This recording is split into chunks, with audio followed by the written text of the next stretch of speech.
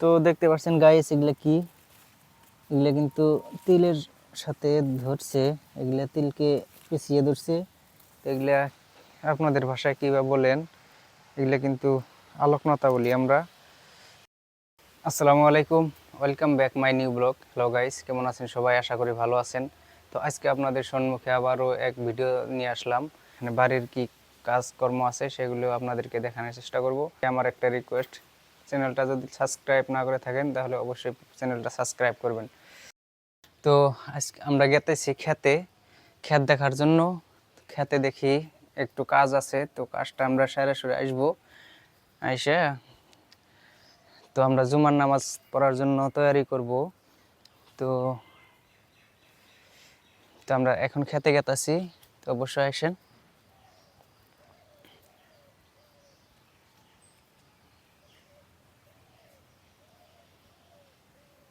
তো গাইস, ইতিমধ্যে আমরা ক্ষেতের ভিতরে আসলাম।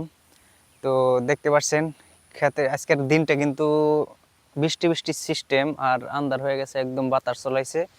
তো এখান থেকে কিন্তু বৃষ্টি পড়ছে রাত্রে, এখনো সকালে কিন্তু অল্প বৃষ্টি পড়ছে। তো আমরা এখানে ক্ষেতের ভিতরে আসলাম, এখন দেখা যাক।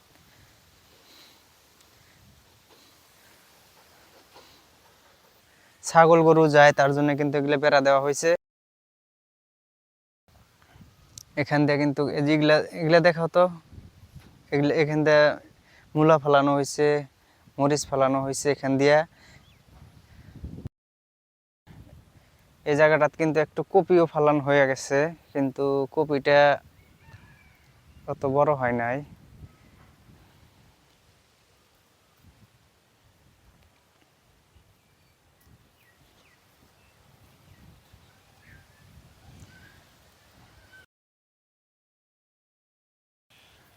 তো গাইস, এখানে বিচি ফেলানো হয়েছে, এগুলা দিয়ে ঢাইকা দিছি। দেওয়ার পরও কিন্তু বাতাসে উড়ে গেছে। আজকের দিনটা কিন্তু অনেক বাতাস, তার জন্য এটা ঠিক করতেছি আমরা।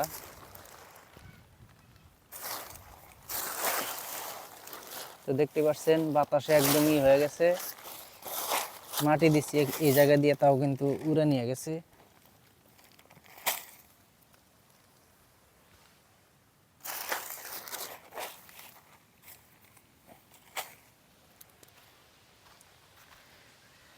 বাতাস, তার জন্য কিন্তু এগুলা রাখা গেতেছে না।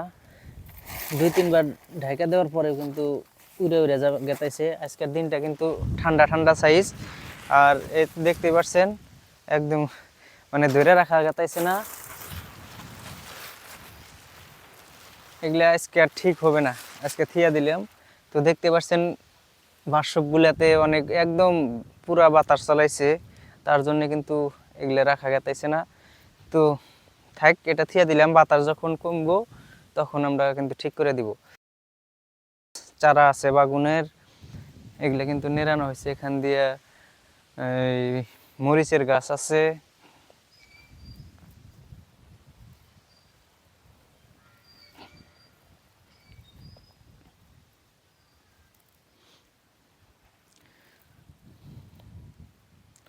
তো এখান দিয়ে দেখতে পাচ্ছেন বাগুনের চারা, এগুলো কিন্তু মূলাগুলো কিন্তু একদম ভালো চকচকা হয়ে গেছে, এখন বড় বড় হয়েছে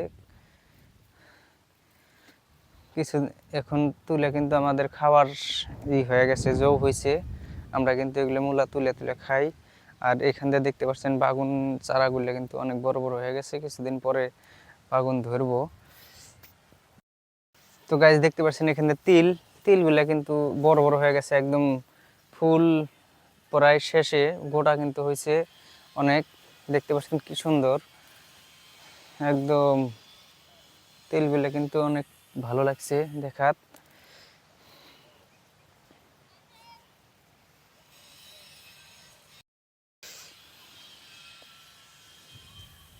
তো দেখতে পাচ্ছেন গাইস, এগুলা কি? এগুলা কিন্তু তিলের সাথে ধরছে, এগুলা তিলকে পিছিয়ে ধরছে। এগুলা আপনাদের ভাষায় কিভাবে বলেন? এগুলা কিন্তু আলোকনতা বলি আমরা। দেখতে পাচ্ছেন কতগুলো আলোকনতা একদম গাছের লগে পিছিয়ে ধরছে। তে সামনে দেখতে পাচ্ছেন ধান ক্ষেতটাও কিন্তু ধান ক্ষেত পাকার জো হয়ে গেছে, একদম পাকা পাকা অবস্থা, কিছুদিনের মধ্যে কাটা যাব।